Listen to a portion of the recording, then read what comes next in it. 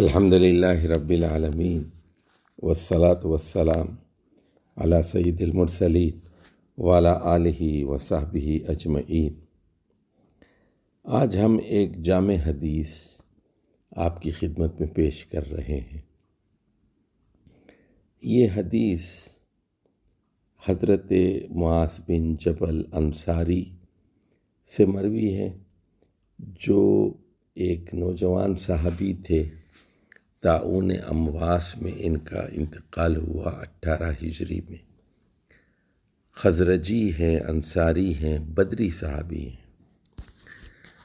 وہ کہتے ہیں قلت یا رسول اللہ، میں نے پوچھا اللہ کے رسول، اخبرنی بعمل یدخلنی الجنت، مجھے ایک ایسے عمل کے بارے میں بتائیے جو مجھے جنت میں داخل کر دے، ویباعدنی عن النار، اور مجھے دوزخ سے دور کر دے۔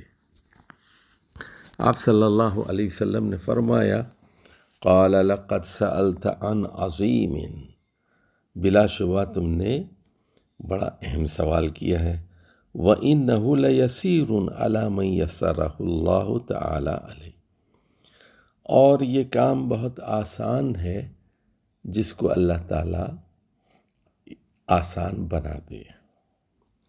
اس کے بعد آپ نے کہا، پہلی بات، تعبد اللہ لا تشرک بہ شیئا، تعبد اللہ لا تشرک بہ شیئا، کہ تم اللہ کی عبادت ایسے کرو کہ اس کے ساتھ کسی قسم کی شرک کی آمیزش نہ ہو۔ اور اس کے بعد دوسری بات جو آپ نے کہی وہ یہ تھی، وَتُقِيمُ الصَّلَاةَ، اور پھر تم نماز قائم کرو۔ اور اس کے بعد فرمایا وَتُؤْتِي الزَّكَاةَ، اور تم زکوٰۃ ادا کرو، وَتَصُومُ رَمَضَانَ، اور رمضان کے سارے مہینے میں روزے رکھو، وَتَحُجُّ الْبَيْتَ، اور خانہ کعبہ کا حج کرو۔ تو یہ ارکان اسلام 5 کا پہلے ذکر کیا، اور اس کے بعد وہ نوافل کی بات کرتے ہیں۔ ثم قال الا ادلک علی ابواب الخیر، اے معاذ کیا میں تمہاری رہنمائی نہ کروں ابواب خیر کی طرف، خیر کے دروازوں کی طرف، بھلائی کے دروازوں کی طرف۔ فرمایا الصوم جنہ، یعنی نفل روزے مراد ہیں کہ روزہ ڈھال ہے، یعنی دوزخ سے بچنے کی ڈھال ہے، برائیوں سے بچنے کے لیے ڈھال ہے۔ اور وَالصَّدَقَةُ تُطْفِئُ الْخَطِیئَةَ كَمَا يُطْفِئُ الْمَاءُ النَّارَ، اور صدقہ آگ کو جس طرح پانی بجھا دیتا ہے، اسی طرح خطاؤں اور گناہوں کو مٹا دیتا ہے۔ یعنی زکوٰۃ کے علاوہ بھی صدقات کا اہتمام ہونا چاہیے۔ اس کے بعد نماز تہجد جو ایک نفل نماز ہے، اس کا تذکرہ فرمایا، وَصَلَاةُ الرَّجُلِ فِي جَوْفِ اللَّيْلِ، اور آدمی کا رات کی نصف حصے میں نماز پڑھنا۔ ثم تلا، پھر آپ صلی اللہ علیہ وسلم نے سورۃ السجدہ کی 2 آیات کی تلاوت کی، تتجافی جنوبہم عن المضاجع، اللہ کے یہ نیک بندے وہ ہوتے ہیں جو اپنے پہلوؤں کو بستر سے الگ رکھتے ہیں، یدعون ربہم خوفا وطمعا، اور خوف اور امید کے ملے جلے جذبات کے ساتھ اپنے رب سے دعائیں مانگتے ہیں۔ وَرَزَقْنَاهُمْ وَمِمَّا رَزَقْنَاهُمْ يُنْفِقُونَ، اور ہم نے جو کچھ دیا ہے اس کا ایک حصہ اللہ کی راہ میں خرچ کرتے ہیں۔ اور فرمایا فَلَا تَعْلَمُ نَفْسٌ مَا أُخْفِيَ لَهُم مِّن قُرَّةِ أَعْيُنٍ جَزَاءً بِمَا كَانُوا يَعْمَلُونَ، کوئی نفس نہیں جانتا کہ ایسے خوش نصیبوں کے لیے اللہ تعالیٰ نے کیا کیا نعمتیں چھپا کر رکھی ہیں، ان کی آنکھوں کی ٹھنڈک کے لیے، جزاء بما کانوا یعملون، ان کے ان اعمال کے بدلے، یعنی کہ وہ راتوں کو تہجد کا اہتمام کیا کرتے تھے، خوف اور طمع کے ملے جلے جذبات کے ساتھ اللہ سے دعائیں کرتے تھے، اور اللہ کے دیے ہوئے مال میں سے خرچ کیا کرتے تھے۔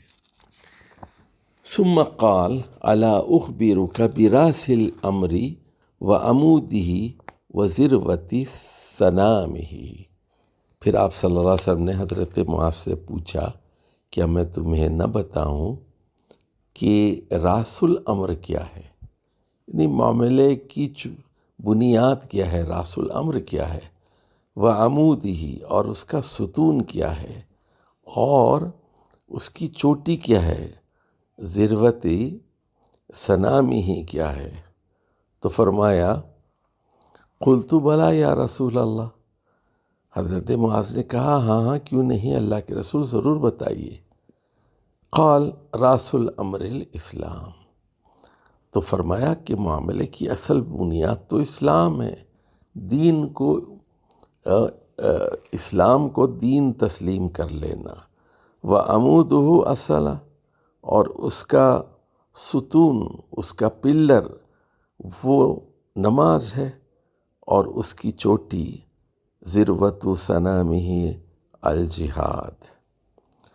اب اس کے بعد ایک اور سوال رسول اللہ صلی اللہ علیہ وسلم نے کیا اور کہا ثم قال الا اخبرک بملاک ذلک کلہ، بملاک ذلک کلہ، تو یہ ملاک کیا چیز ہے، میں کیا تمہیں نہ بتاؤں کہ ان سب کا احاطہ کرنے والی چیز کیا ہے، ان سب کو کنٹرول کرنے والی چیز کیا ہے، قابو میں رکھنے والی چیز کیا ہے، یہ ملاک کیا ہے؟ قلت بلا یا رسول اللہ، تو حضرت معاذ کہتے ہیں میں نے کہا ہاں ہاں کیوں نہیں، اللہ کے رسول ضرور بتائیے۔ فَأَخَذَ بِلِسَانِهِ وقال، اس پر رسول اللہ صلی اللہ علیہ وسلم نے اپنی زبان پکڑ لی اور فرمایا کف علیک ھذا، اس کو تم تھام لو، اس کو پکڑے رکھو، اس کو قابو میں رکھو، کف علیک ھذا۔ قلت، میں نے کہا یا نبی اللہ وَإِنَّا لَمُؤَاخَذُونَ بِمَا نَتَكَلَّمُ بِهِ، کیا ہمارا مؤاخذہ ہوگا ان باتوں پر جو ہم اپنی زبانوں سے ادا کرتے ہیں؟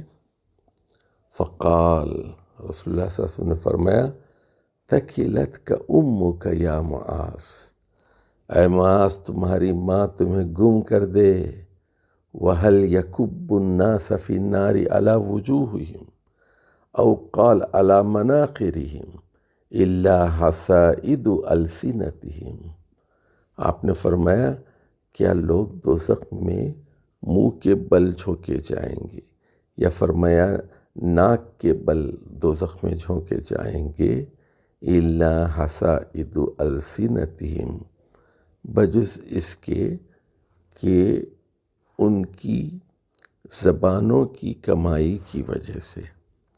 تو یہاں آپ صلی اللہ علیہ وسلم نے ایک استعارہ استعمال کیا ہے، اور وہ استعارہ ہے حصائد السنتہم۔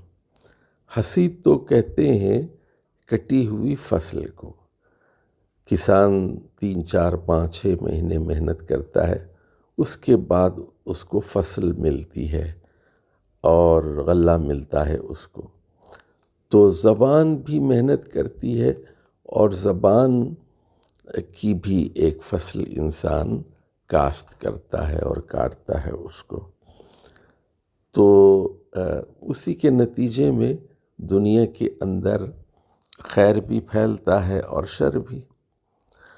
تو زبان کی بھی ایک فصل ہے، کٹی ہوئی فصل۔ آپ دیکھتے ہیں کہ غیبت ہے، چغلی ہے، اور بہتان ہے، الزامات ہیں، یہ سب نتیجہ ہوتے ہیں زبان کے۔ زبان کو صحیح طریقے سے استعمال کیا جائے۔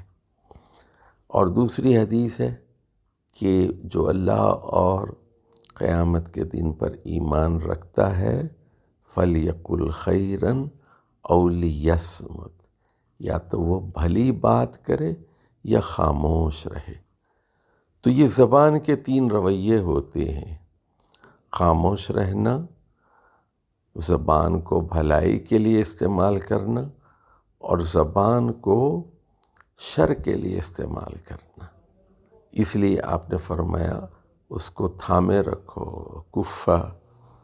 کف علیک ھذا، کف علیک ھذا، اور آپ نے اپنی زبان پکڑ کر دکھائی اور عملی طور پر اس کو بتایا تاکہ حضرت معاذ اس کو نوٹ کر لیں۔